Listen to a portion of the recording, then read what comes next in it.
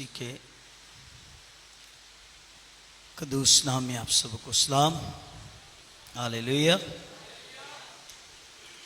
आज सुबह की दूसरी इबादत के लिए खुदावंद की शुक्रगुजारी करते हैं।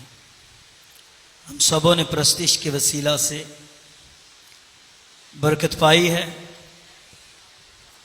और मेरा ईमान है खुदा का तख्त, खुदा की अज़ूरी, खुदा का जलाल हमारे दरमियान में मौजूद है। रसूलों के अमाल की किताब निकालेंगे। रसूलों के अमाल की किताब है, पहला उसका बाप है।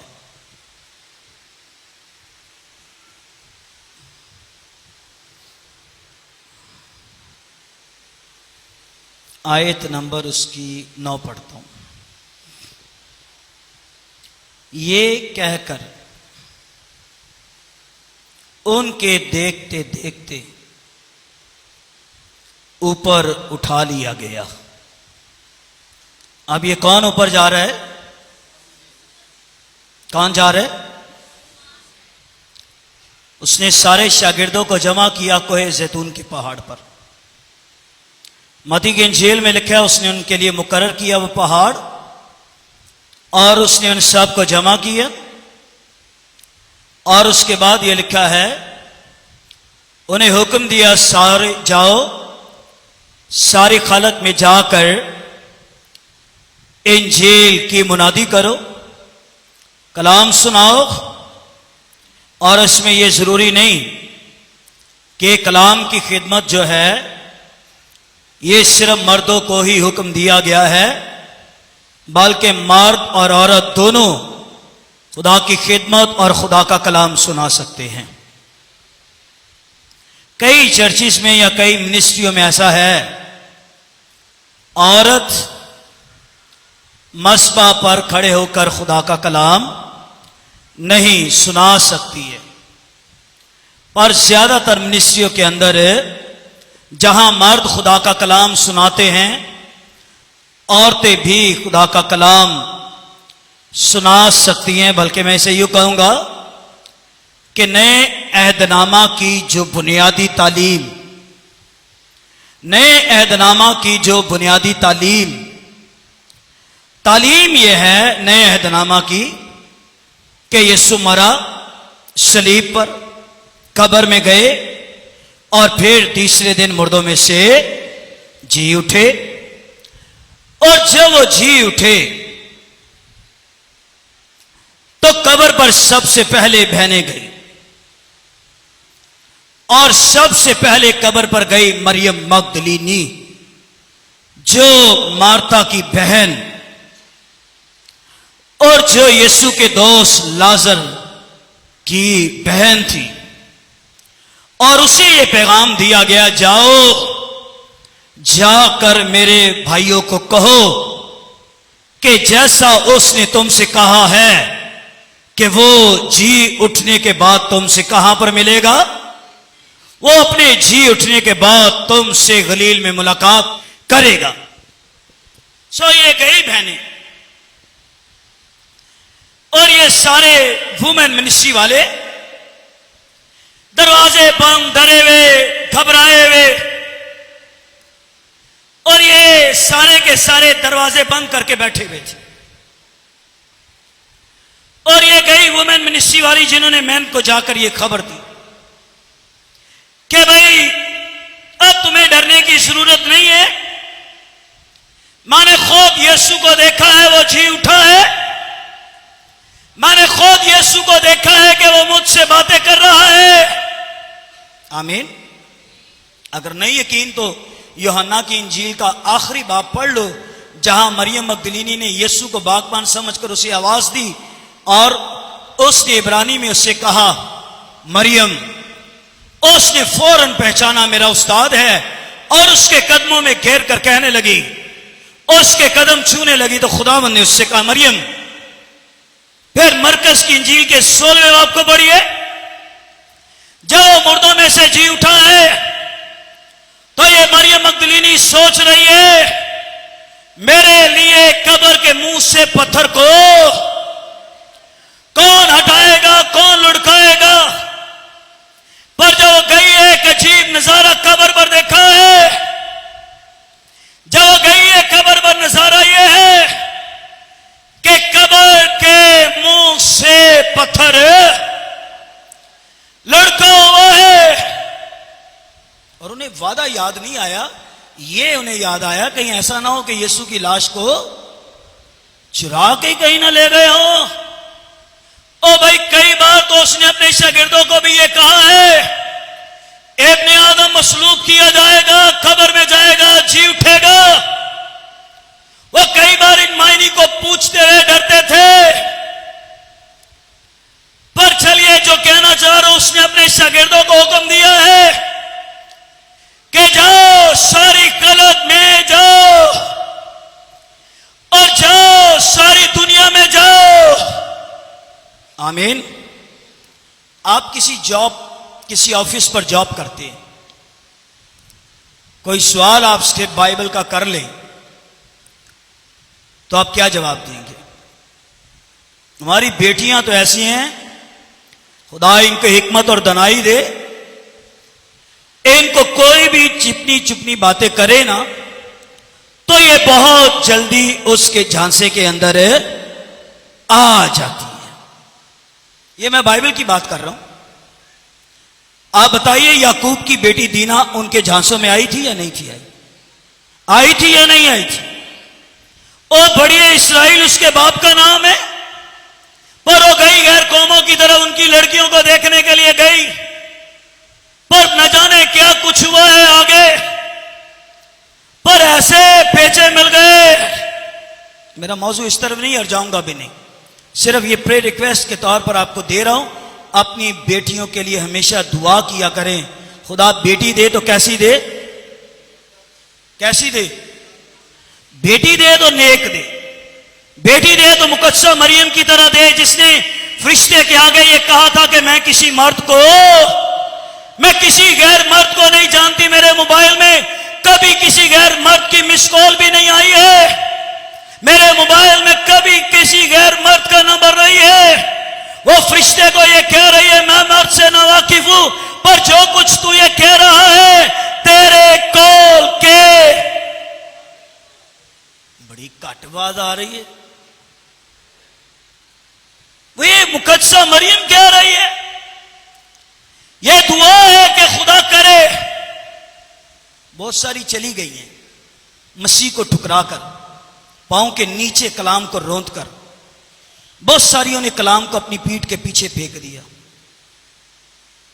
यहां सारी बातें नहीं कहना चाह रहा, मैं उन सारे जगहों पर जाकर देख कर आया जहां 400-400, 300-300 बेटियों ने खुदा के कलाम को रद्द कर दिया।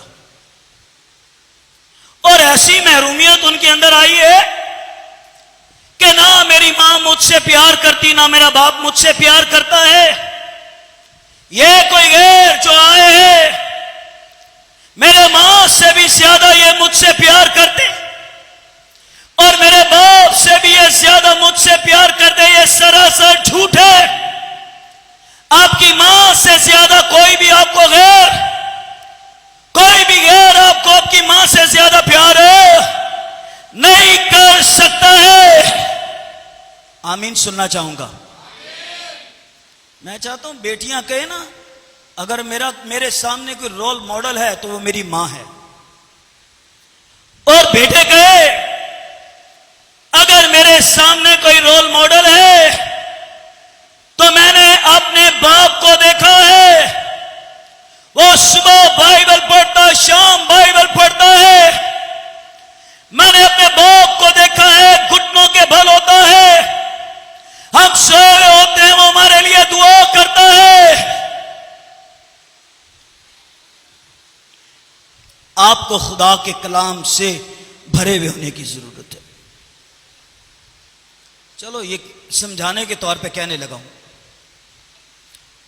औरत अगर किसी गैर मर्द से, या लड़की अगर किसी गैर मर्द से निकाह के बंधन में बांधी जाए और उससे जो 4 बच्चे 3 बच्चे पैदा होंगे, वो किन के कहलाएंगे? किन के कहलाएंगे? वो उन्हीं के कहलाएंगे। गोया एक लड़की नहीं गई है, एक नस्ल जो है वो वहां पर है, एक नस्ल वहां पर चली गई है। और समझिए कलीसिया, होश में आइए, समझाइए। किसी के लिए पता चले दुआ में बैठ जाइए। एल्डर मुश्ताक दुनिया से चले गए ना। मैं एक फैमिली में गया, लड़की ने कहा भाई साहब आपसे बात करनी है अकेले में। मैंने कहा जो माँ बाप बैठे हुए हैं आ जाओ। कहने लगी फलां फलां रूह बचनी है। मैं समझ गया ये रूह बचनी नहीं बल्कि तेरी रूह भी चली जानी है। अच्छा, बात करते करते मैं भी जज्बाती हो गया। मैं अगर सुन मेरी बात, मैं इस काम के लिए दुआ नहीं करूंगा कि तू वहां जाए, ना मैं इस काम के लिए दुआ करूंगा कि तू उससे निकाह के बंधन में बांधी जाए। ये क्या किराए पर गाड़ी ले आया है, ये क्या किराए का बंगला दिखा दिया है, शोशा दिखा दी है, और कहने लगे ये क्या है, ये पैसे वाला है। भाई जो पैसा रुपया खुदा के कलाम को ठुकरा कर मिलना है, हम इस सारे पैसे रुपए को खुद ठोकर मारते हैं। हमारे लिए सबसे ज्यादा जरूरी खुदा का कलाम है। जिसको कलाम मिल गया है उसको दौलत मिल गई है। तो ऐसी दौलत का क्या फायदा जिससे यीशु का इनकार करना पड़े। मर जाएंगे पर कभी यीशु का इनकार। मौत कबूल है, ये गाड़ी हो, बंगला हो, ये शोशा हो। किसी ने प्रेशर पाना है 2-4 आईफोन रख के नाल टुरो। अच्छा, रिश्तेदारी ना भी हो तो रिश्तेदारी बन जाती है। रिश्तेदारी बनाने में क्या टाइम लगता है। मेरा मामू है, मेरा चाचा है, मेरा फलां का फलां है, ये रिश्तेदारी बन गई। और एक और बात बता दूं, जो बेटियां ऑफिस में जॉब करती हैं, जब उनके घरों में शादी हो तो अपने ऑफिस वालों को कभी भी अपनी शादियों पर उनको दावत है ना दो। अब वजह क्या है, जब वो हमारी शादियों में आएंगे और डीजे लगा हुआ होगा, बच्चे डांस करेंगे, वो सारे बैठ कर डांस देखेंगे और उनकी तो आंखें शैतानियत से भरी हुई है, उनके दिल खुदा के कलाम से दूर है। जो अपनी मां को ना बख्शे, अपने बाप को ना बख्शे, क्या वो मेरी और आपकी बेटी को बख्श सकता है? बख्श सकता है वो? कब होश करेंगे, कब होश हमें आएगी? कितनी तो चली गई है। और जब सुनते हैं तो शर्म आती है। हालेलुया कहने वाले, रोजे रखने वाले, जिंदा कलाम को मानने वाले, इनकी बेटियां कहां जा रही है? इनको खुदाया कब होश आएगी? पर मैं आपको यहां ये टास्क देना चाहता हूं, जो चली गई चली गई, पर आइए दुआ में दीवार की तरह खड़े हो जाइए। आमीन। गवाही उधर ही रह गई मेरी। मैंने उस लड़की से कहा भाई गाल सुन मेरी, बेटा आपको बपतिस्मा हमने दिया है, आपको तालीम हमने दी है, अब ये तालीम नहीं दूंगा कि यहां की वहां जाएं या वहां की ये तालीम नहीं दूंगा। अच्छा, कहते कहते कभी कहा नहीं, लेकिन कभी कभी गुस्से में मैं कह देता हूं। मैंने उसको कहा ले भाई, जे अगर मेरे होते हुए चली जा तो किसी और के पास, तो कह देना कि आपकी दुआ में कोई ताकत ही नहीं रही है। वो भी आ गई गुस्से में। मैंने जो भाई जी जाओ, अम्मा तो बह के दुआ करो, मैं जो करना मैं करके वहां आवागी। ठीक है। रात 10 बजे का दुआ का मजबा। मैं एल्डर साहब एक दुआ करनी, ऐस कुड़ी ले, ये वहां जा रही है और हमने इसे जाने नहीं देना। दुआ में बैठ गए। अगले हफ्ते, फिर अगले हफ्ते, फिर रोजा रखा, फिर अगले हफ्ते। अच्छा, मैं कई बार भूल जाता, एल्डर साहब नहीं भूलते थे। उन्होंने कहा उस्ताद जी गए उधर? मैं नहीं गया, बस दुआ करने पे। कोई 1 महीने के बाद उसने मुझे फिर बुलाया, आओ भाई साहब। मैं गया घर पे, क्या लगे आइए जरूरी बात करनी। मैं दूसरे कमरे में चला गया, मैं और वो दोनों ही थे, और वो ऐसे करने लगी, ऐसे हाथ जोड़ने लगी। कहने लगी भाई साहब माफी चाहती हूं, उस दिन जो कुछ आप मुझे बता कर गए, मैंने आपकी किसी बात का यकीन नहीं किया, मैं ढटी। पर इससे पहले कि मैं शादी और अज़वाज के बंधन में बांधी जाऊं, उसका चेहरा खुदा ने पहले ही मुझे दिखा दिया है, और मैं आपके सामने इस चीज का इनकार करना चाहती हूं, खुदा करे कि मैं कभी किसी और की तरफ ना जाऊं।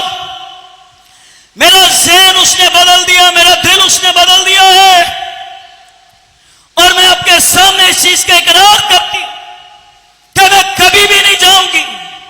और फिर एक दिन शादी हॉल में मैंने उसका निकाह पढ़ाया है, और शादी हॉल में उसका निकाह मैंने पढ़ाया। तो कहना यह चाह रहा हूं कि गौर कीजिए किस सिमत की तरफ जा रहे हैं। और खाका नौजवान गुटके की वजह से कैंसर की तरफ जा रहे हैं। सारी रात मोबाइल, पता नहीं क्या बीमारी है।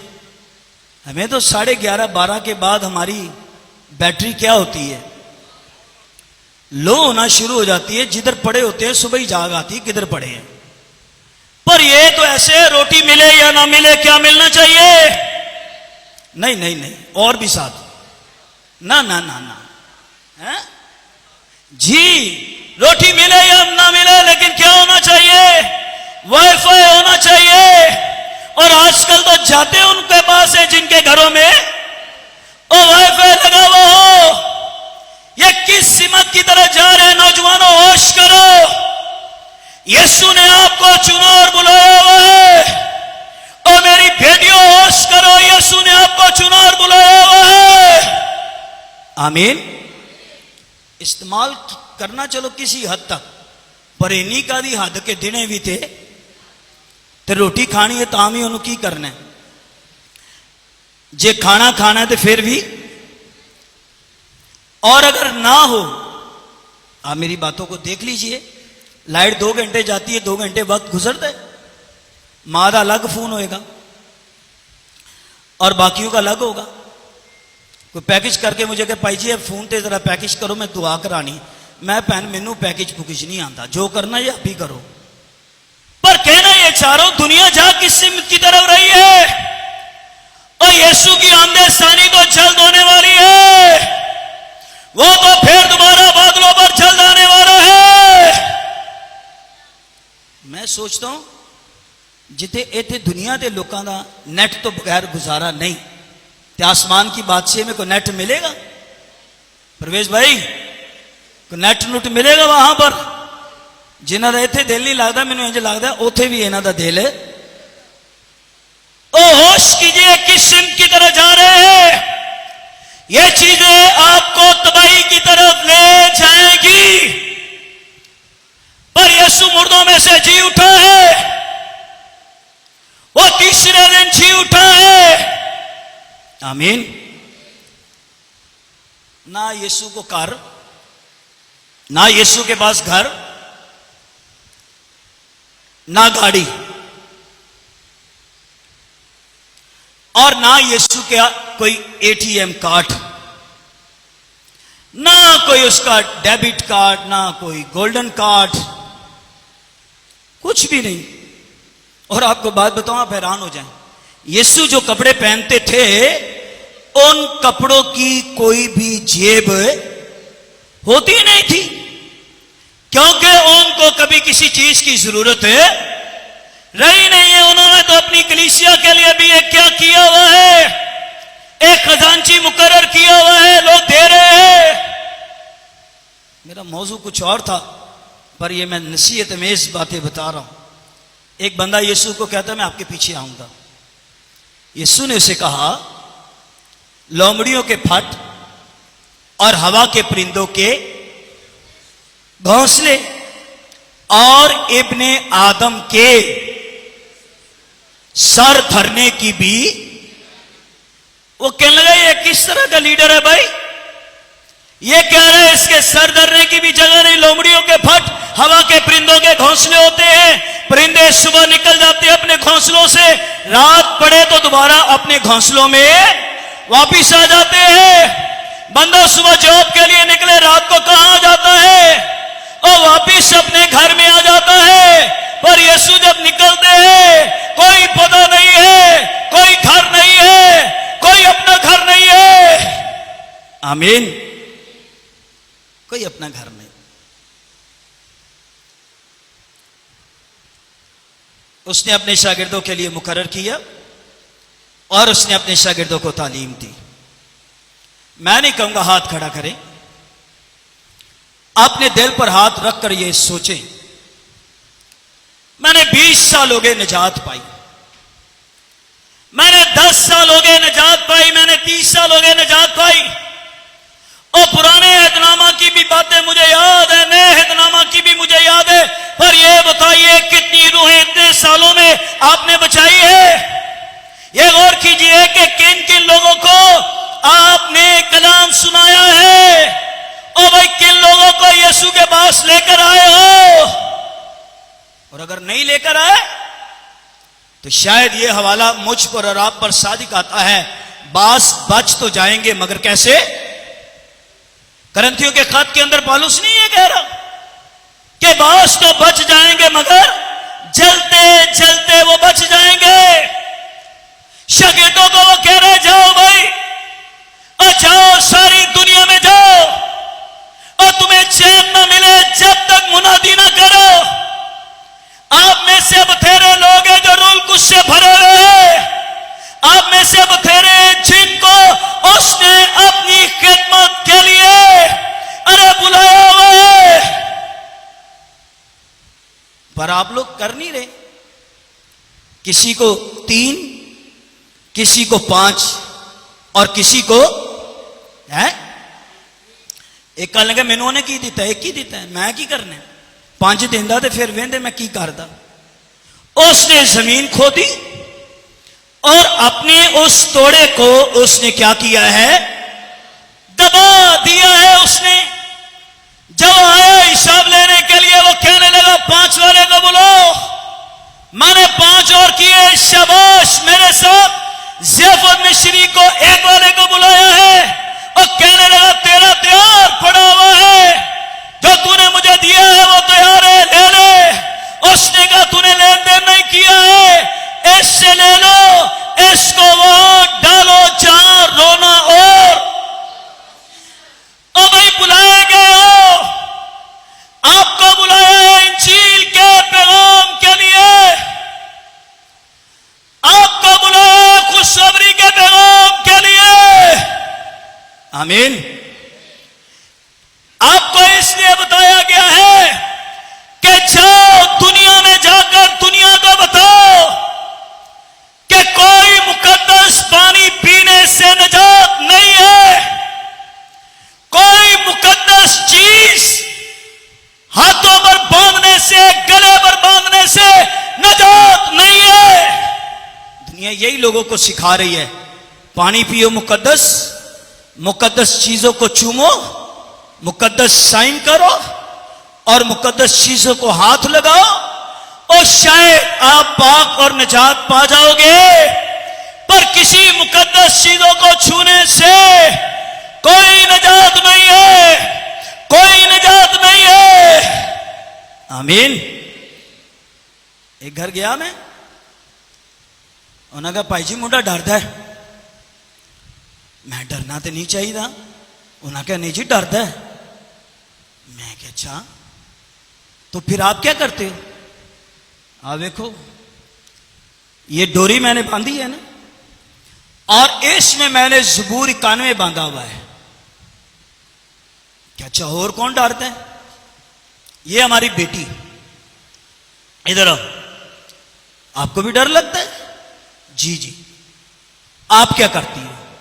मैंने गले में काली डोरी बांध के ना, तो ज़बूर 18 मैंने इसमें बांधा हुआ है। तो मैंने कहा इसके बांधने का फायदा क्या है?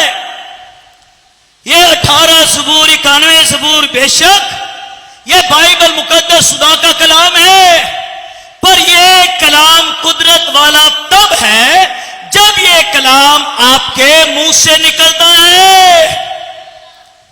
अगर ये कलाम आपके मुंह से निकले, ओ मैं क्या मेरी बहन, ज़बूर 91 बांधने से सब कुछ नहीं है। मैं 91 का मतलब किए यानी क्या मतलब है?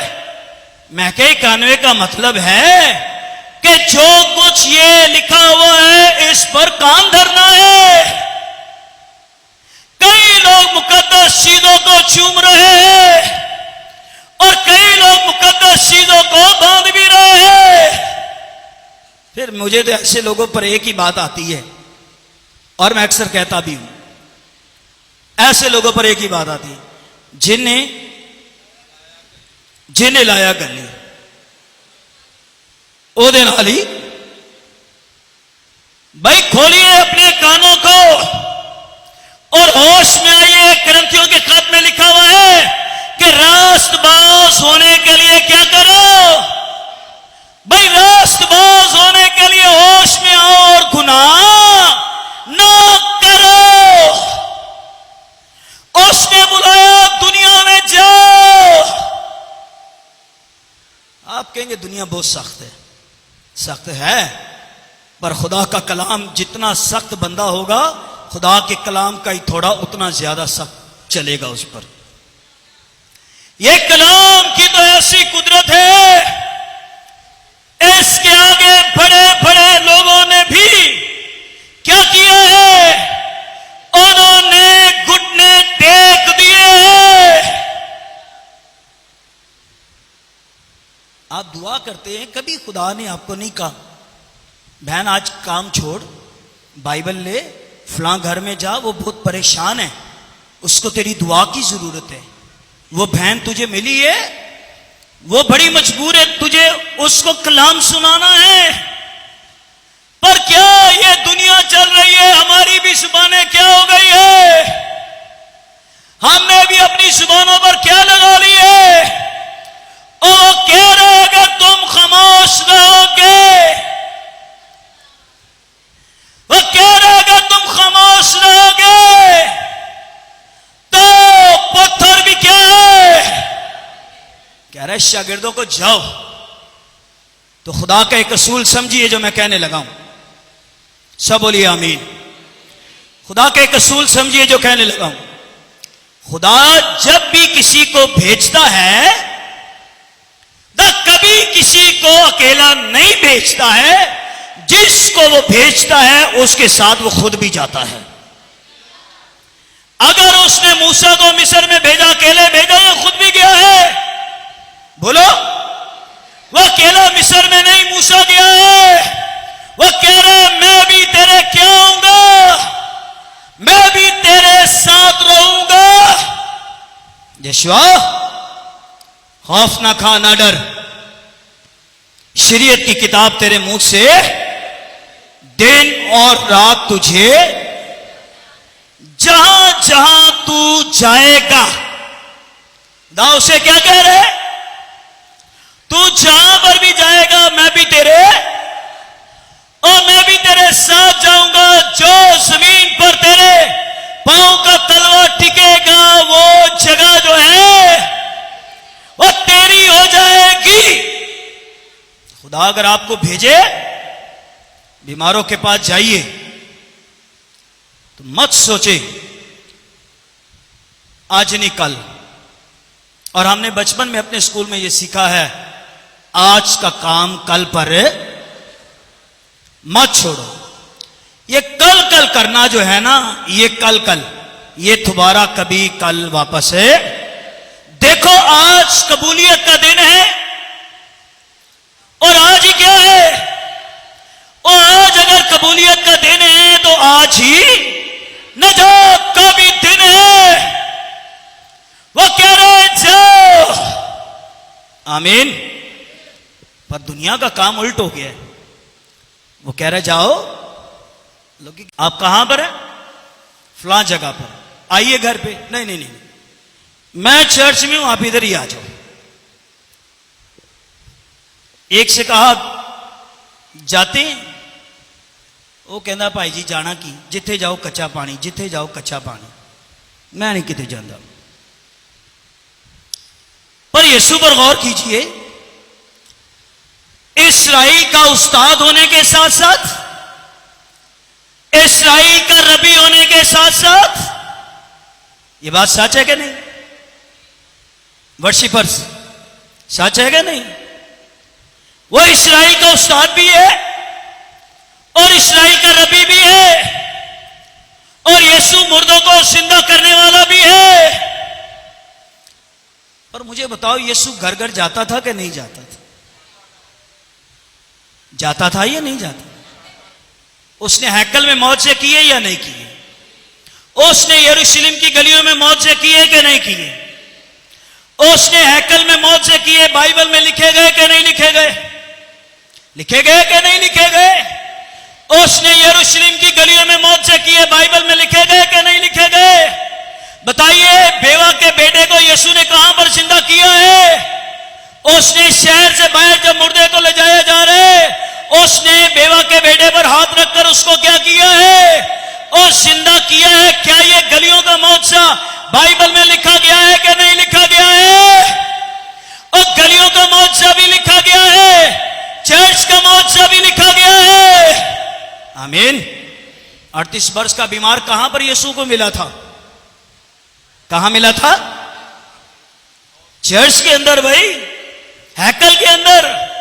हैकल में बैते हसदा का हाउस है, वहां यीशु को मिला है। तो कह रहे, उठ अपनी चारपाई उठा और चल फिर। ये 38 साल वाले ने चारपाई उठाई है कि नहीं उठाई है? 38 साल वाले ने है।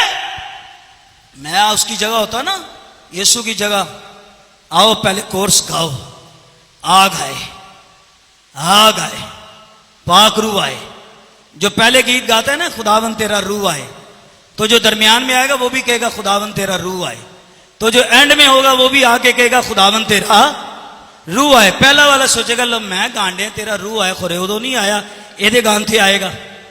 भाई जब आपने पहले ही कह दिया कि तेरा रूह आए, तो ईमान लाइए कि उसका रूह आपके दरमियान में जुम्बिश कर रहा है। वो तो 38 वर्ष के बीमार से ये कह रहा है। अच्छा, फिर यीशु कल्ला नहीं सी 12 साल? यीशु ने नहीं पूछा। पतरस सोचता होगा, ले भाई काम पारा पै गया है, बीमार 38 साल का है और यीशु की उम्र अभी 38 भी नहीं हुई, तो वो उसको पता नहीं क्या कहेगा, अकेला बंदा है। इंद्रियास क्या कुछ होगा? पतरस कुछ होगा, पता नहीं क्या होगा। पर सुनिए यीशु क्या कह रहा है। 38 वर्ष के बीमार से ये कह रहा है, मैं तुझसे कहता हूं अपनी चारपाई उठा। और 1 मिनट लगाया बंदे ने चारपाई से जंप मारी है। 1 ही सेकेंड लगा चारपाई से जंप मारी है और उसने चारपाई अपने हाथों पर उठा ली है और सारे चर्च में घूम रहा है। तो लोगों ने कहा भाई चारपाई नीचे रख। क्या लगा? नहीं नहीं नहीं, जिसने मुझको शिफा दी उसने मुझसे कहा कि अपनी चारपाई उठा। और ये चारपाई उस वक्त तक नीचे नहीं रखूंगा। भाई जिसने मुझे कहा चारपाई उठा, अगर वो मुझे आकर कहे कि चारपाई नीचे रख, तो मैं चारपाई नीचे रखूंगा। इतनी देर में यीशु फिर आया। यीशु ने कहा रुक रुक रुक, चारपाई नीचे रख। उसने नीचे रखी। तू शिफा पा गया? Yes sir. 38 साल से चारपाई ने मुझे उठाया हुआ है। यह पहला मौका आया है कि मैंने अपनी चारपाई को अरे खुद ही उठाया है। जो काम कभी कोई ना कर सके, यीशु वो करने की कुदरत रखता है। आमीन। अच्छा, फिर मुझे लोगों की समझ कई बार नहीं आती, शायद मेरी अंडरस्टैंडिंग इतनी कलाम के साथ नहीं, शायद दुनिया की होगी। भाई जी 50% मौजा हो गया जी, तो 50% मौजा अभी मैं नहीं समझ पाया आज तक 31 सालों की खिदमत में ये थोड़ा थोड़ा मुआवजा कौन सा है भाई? ये थोड़ा थोड़ा मुआवजा कौन सा है? थोड़ा अभी है, थोड़ा कल है, थोड़ा बाद में है। नो। बाइबल में यीशु की मिनिस्ट्री में आपको एक लफ्ज बार बार मिलेगा। अगर मरकस की इंजील पढ़ेंगे एक लफ्ज आपको बार बार मिलेगा, और जो लफ्ज यीशु की मिनिस्ट्री में आपको बार बार मिलेगा वो लफ्ज ये है फिल फोर। आमीन। यीशु जो भी मुआवजा करेगा वो कैसा मुआवजा करेगा? ओ नो, ऐसा नहीं है कि वो 40% करे, और ऐसा भी नहीं है वो 50% मुआवजा करे, पर यीशु जो मुआवजा करेगा वो फिल फोर मुआवजा करेगा। मुआवजा फिल फोर हो जाएगा। आमीन। कई बार टीवी चैनल्स पर सुनते रहते हैं गवाहियां, हम भी जब कभी मौका मिले ना तो मैं गवाहियां सुनता रहता हूं। गवाहियां सुनकर बड़ा शर्म आती है, ये किन मौजों का जिक्र कर रहे हैं? तो चलिए, हैकल में मुआवजा हुआ है तो मुआवजा ये हुआ है 38 वर्ष के मफलूज ने चारपाई उठाई है, तो ये मुआवजा बाइबल के अंदर तहरीर किया गया है। क्या यीशु ने किसी घर के अंदर मुआवजा किया? किसी घर के अंदर मुआवजा यीशु ने किया तो क्या वो मुआवजा बाइबल में नहीं लिखा गया? हैकल वाले मुआवजे तो बाइबल में लिखे गए, यरूशलेम की गलियों वाले मुआवजे बाइबल में लिखे गए, तो क्या यीशु ने जो मुआवजे घरों में किए हैं?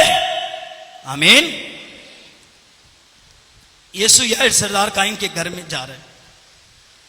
जा इसलिए रहा है क्योंकि बेटी बीमार है, और इसलिए जा रहा है क्योंकि याईर सरदार काइन यीशु के कदमों में गिरा है, हाथ उसके पांव को लगाया।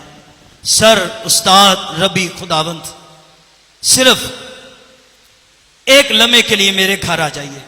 बेटी बीमार है, और इतनी बीमार है कि मरने की नौबत पहुंच गई। ये यीशु का तर्स और रहम है, सुनिएगा। ये यीशु का तर्स और रहम है कि अगर कोई किसी ने यीशु के कदमों को छू लिया है तो वो जा किसी और तरफ रहा है, और अगर किसी ने यीशु के कदमों को छू लिया है तो जहां जा रहा है वो वहां से भी टर्न होकर उसके साथ वो जाएगा। इसने छुआ है, मैंने कहा चलो जी आज तुहाडे घर ही, आज आपके घर। आमीन। क्या आपने कभी दुआ में कहा खुदावंत मेरे घर आइए? कहा ये नहीं। अगर कहा ना खुदावंत मेरे घर आइए, तो वो किसी भी रूप में आपको बरकत देने के लिए आपके घर के अंदर आ सकता है। आमीन। वो किसी भी रूप में आएगा आपके घर में आपको बरकत देने के लिए। तो ये सरदार काइन के घर जा रहा है। मैं सोच रहा हूं इतना बड़ा खुदा का खादम, खुदा यीशु मसीह खादम। फिलिपियों के दूसरे बाब के अंदर क्या लिखा है? उसने खादम की सूरत इख्तियार की। वो खादम था, इंसानों के मुशाबे हो गया। 15-15 हजार लोग, 20-20 हजार के लोग यीशु मसीह के क्रूसेड और यीशु मसीह के सेमिनार में वो सारे लोग शिरकत करते थे या नहीं करते?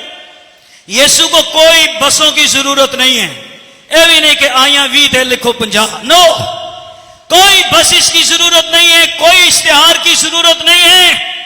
और कई बार तो ऐसा भी हुआ है कि जहां यीशु जाने को थे, यीशु से पहले ही लोग वहां पर पहुंच गए और यीशु को ढूंढने लगे हैं। मेरा पैगाम यह है कि यीशु घर घर जाया करते थे। आमीन। पता नहीं मुझे वो हवाला मिले कि ना, चलो अमाल की किताब पर निकालें।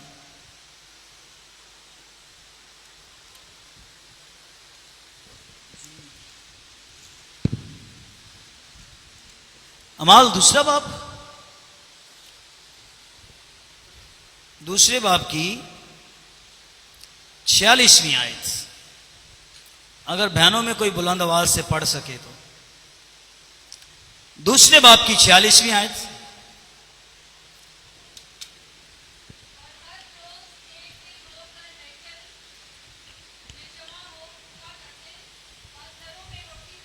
यहां लिखा है, हर रोज एक दिल होकर हैकल में जमा हुआ करते और घरों में रोटी तोड़कर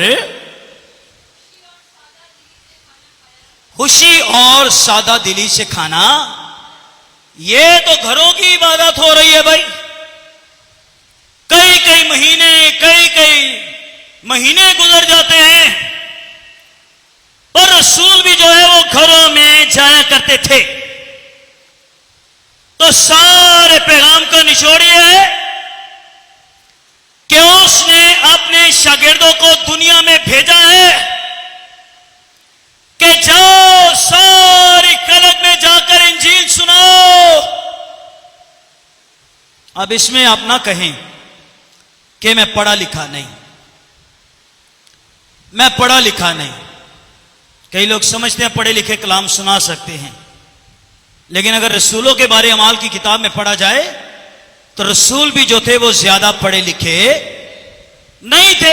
वहां तो उनके लिए जो लफ्ज इस्तेमाल किया गया अनपढ़ लिखा है, पर वो यीशु के साथ रहे और 3 साल 3.5 साल वो यीशु की सेमिनरी में रहे, सेमिनरी करते रहे।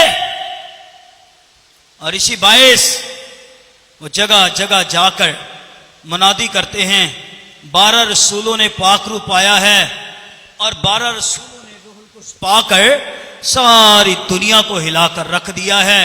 मेरी दुआ है इस आखिरी जमाना के अंदर हम सबों ने भी जो रूहुल कुद्स पाया है, हम अपने करीबी, अपने अजीज, अपने खानदान और अपना इलाका, अपना कराची शहर पाकरू की कुदरत से इन सारी चीजों को हिलाकर रख दें।